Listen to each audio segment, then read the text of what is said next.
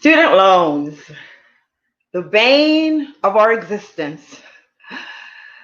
Good afternoon. Hello, everyone.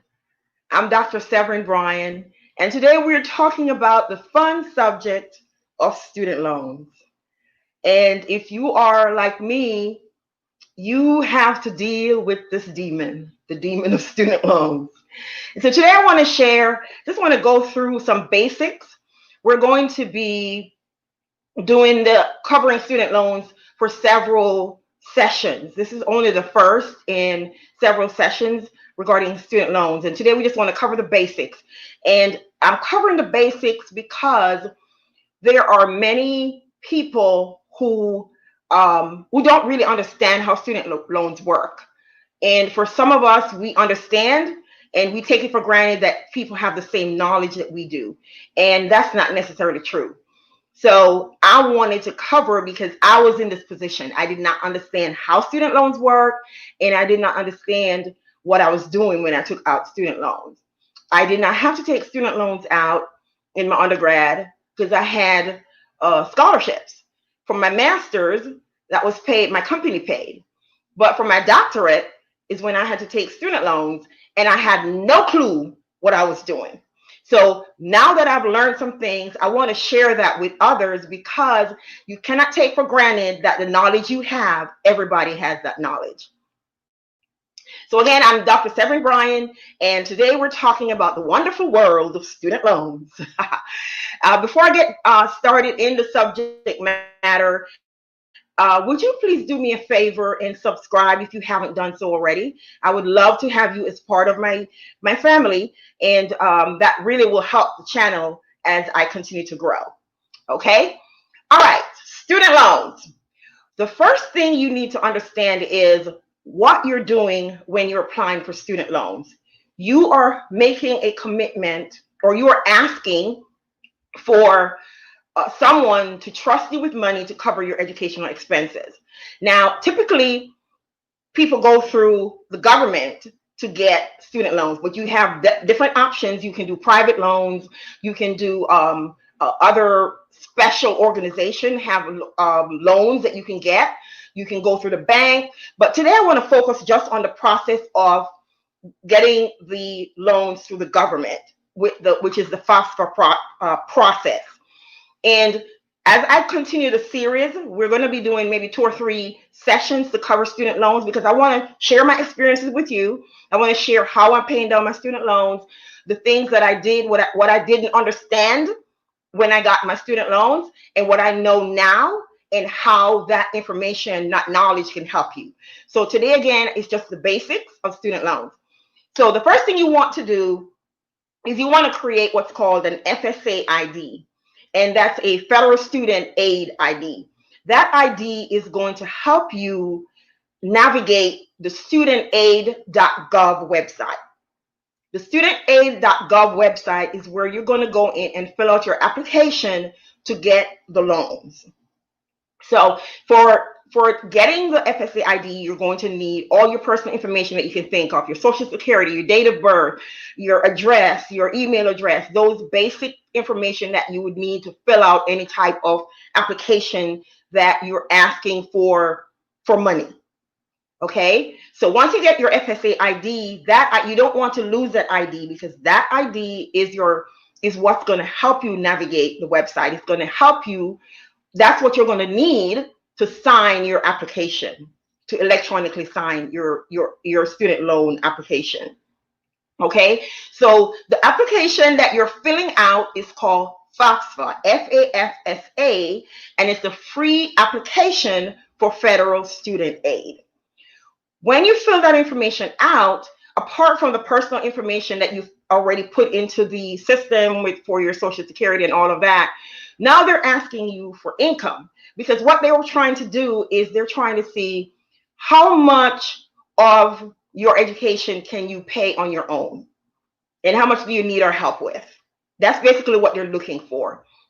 So you want to put in your income, you want to put in, they're going to require maybe your W-2. I find the easiest way to do this is to just pull your information from the irs.gov website. and it populates all of your information, so you don't have to put it in. You just want to do a sanity check for the data and make sure that everything that was pulled in is correct. So you pull in that information. Once you fill out all of that information, put in any savings account information in there, and I would suggest that you talk to someone who specializes in FAFSA, because there's there's a tip that I can give, but I'm wary about giving it, because I don't want to give it in this public forum. Put it like that. If you want to talk to me on a one-on-one basis, I can give that to you. But fill out all of your information, your income information. That information is sent to the schools that you've entered in the FAFSA application, because you're going to tell them you want your financial information that you just completed, all of your personal information, personally identifying information. You want that sent to the school of your choice. I would suggest that you fill in for more than one school, because if you fill in for the school that you think you want to go to and you don't get in, then you have to go back in and add another school and another school. So put in your first, second, third choices. That way, that information is sent to all of those schools, and they will have your information on file. When you have been accepted and you've decided this is the school I want to go to, you've been accepted in that school is going to send you a financial aid packet. And in that packet, you may have loans, you may have grants, you may have scholarships, you may have uh, uh, work study. Those are some of the things that may be in that packet. And they are using, based on your financial information that you entered, they are using that to determine how much money they're going to help you to cover for your educational journey. Okay? Once you get that information from the school, you're going to do what's called entrance counseling. And don't be like me and not read through the document properly. Read through the document and see what you're signing for. Okay? So you want to read through the document, and then you're going to be able to sign electronically and accept the amount of student loans that or financial aid that they've given you. Okay? Now, one thing to keep in mind is when you fill out that FAFSA, you are filling it out for just that school year. Because some people think that once they fill out the FAFSA, that's it. They don't have to fill it out again. But you have to fill it for every school year. So you do 18 to 19, 2019 to 2020, 2020 to 21. This is the season we're in now, the 2020 to 21 season. And you need to fill that out again, because each year they're assessing your financial situation to see, should we give her a loan this year? Should we increase the loan? Should we decrease the loan based on your current financial situation?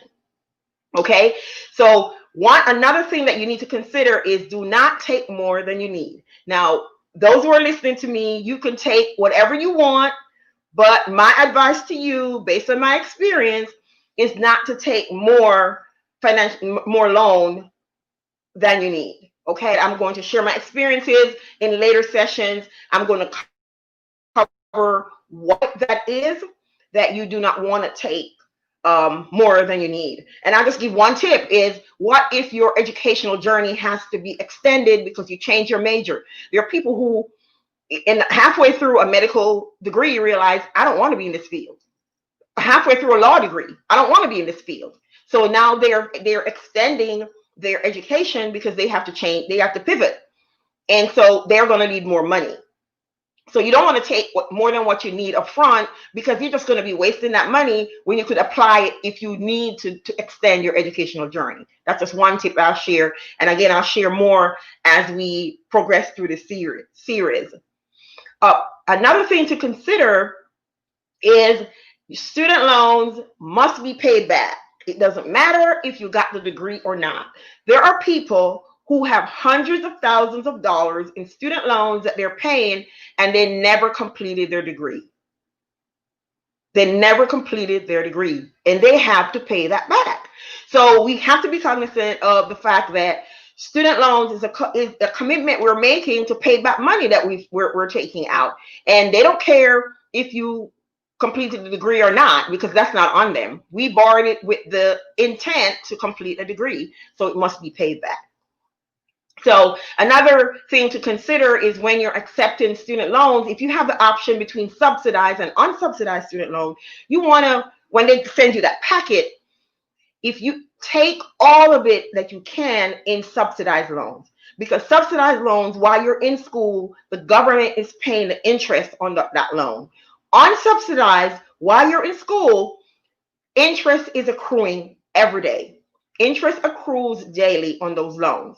So if you take a loan, if you take unsubsidized loan and you're in school for 5 years and you don't pay anything on that, for all of those 5 years, interest is accruing on that loan.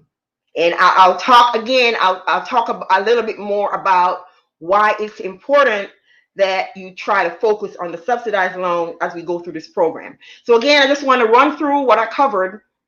Is in order to complete the FAFSA, which is a federal free application for federal student aid, you need to have an FSA ID that you're going to use as your identifier for the website, for the studentaid.gov website, and you're going to use that to sign electronically any applications that you have, any information that you need to acknowledge. You're going to use the FSA ID as your signature. You're going to complete the FSA. You're going to make sure you have your schools that you're considering going to. Once the school sends you the packet, you're going to do entrance counseling. Pay attention to the details of the entrance counseling. And you want to make sure that you don't take more than you need, or even if you do sign off for all of it, return what you don't use right away, because interest accrues. If you take the unsubsidized, interest accrues daily. Okay, you want to file the FAFSA every school year. Okay, so I hope this, and as I said, in the future, I'm going to share my journey with you. I'm going to cover things like how can you manage your student loans, because there are people who say, I pay my student loans every month, but it's not moving. The balance is not moving. That's because you're not approaching it correctly. So I'm going to go through that and show you how you can approach it to make sure what you're paying reduces your balance.